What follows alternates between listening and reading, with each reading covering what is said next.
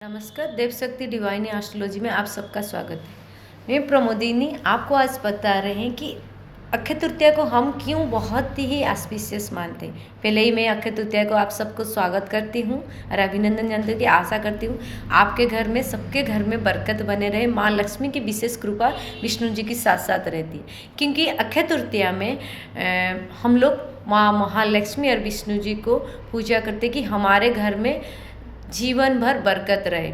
मान्यता है कि ये तिथि हमारी जो शुक्ल पक्ष की तृतीया तिथि को माना जाता है और अक्षय तृतीया में विशेष करके आप देखेंगे भारत की पूर्वी हिस्सा में खेती की शुरुआत करती है। जगन्नाथ मंदिर की रथ की शुरुआत की दिन ये है। इस दिन रथ की शुरुआत की तैयारी होती है और भारत की उत्तरी हिस्सा में खेती की आमदनी करते हैं। कई कई जगह में अलग अलग लेकिन ऑस्पिशियस काम करते हैं।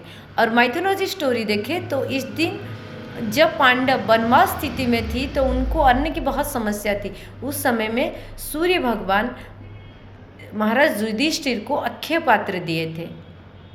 कई कई जगह में लिखा हुआ कि कृष्ण जी ने द्रौपदी को अक्षय पात्र दिए थे। और दूसरी बात है, इस दिन भगवान श्री परशुराम का जन्म भी हुई थी और भगवान गणेश जी का भी इस दिन जन्म तिथि माना जाता है। तो कई माइथोलॉजिस्ट वैसे गणेश चतुर्थी, भाद्र कृष्ण चतुर्थी को जो गणेश जी हुए थे वो गज की सिर उनके साथ लगा हुआ था, क्योंकि कहीं लोग यहाँ ही पूछेंगे कि अक्षय तृतीया में कब भगवान गणेश जी जन्म हुई थी। तो माँ पार्वती जब गुफा में तपस्या कर रहे थे उस समय में अक्षय तृतीया में गणेश जी को वो जीवन्यास दिए थे अपनी शरीर की जो मैल से मूर्ति से।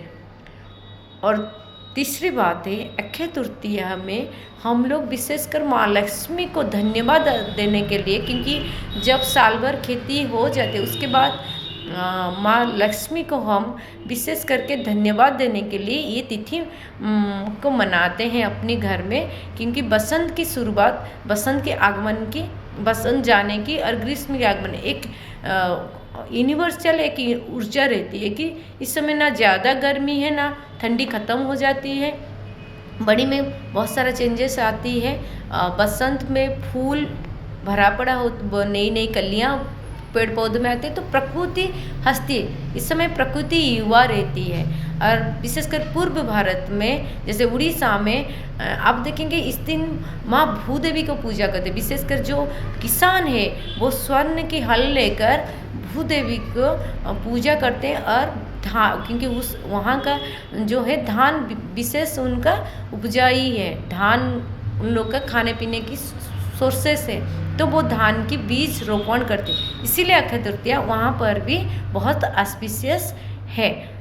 और एक बात है, अक्षय तृतीया में मैं जाते जाते आपको एक बढ़िया सा रेमेडी दे रहा हूँ। अगर आपके जीवन में फाइनेंशियली क्राइसिस है या आपका पितृ आपके ऊपर नाराज है या घर में बार बार बीमारी, लंबी बीमारी हो रहा है या आप घर बना रहे नहीं कंप्लीट हो पा रहे, तो तृतीया तिथि क्या है, एक पराक्रम तिथि है, बहुत अच्छी तिथि। अगर आप जीवन में हारा हुआ है तो तृतीया तिथि में कोई भी रेमेडी करिए तो वो आप जीतने की तैयारी कर पाएंगे, आपको करेजियस आएगी। तृतीया तिथि मतलब करेजियस है।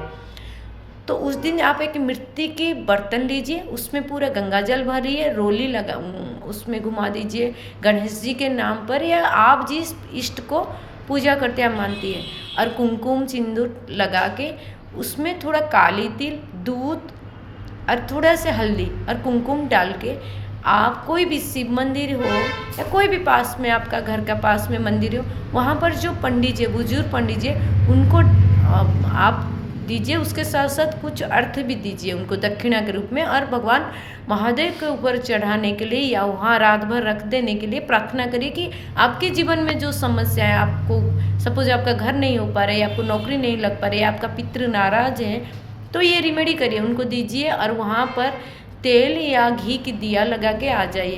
देखेंगे आपको पूरा साल भर आपकी जो काम नहीं हो पा रहा था वो भी हो सकता है।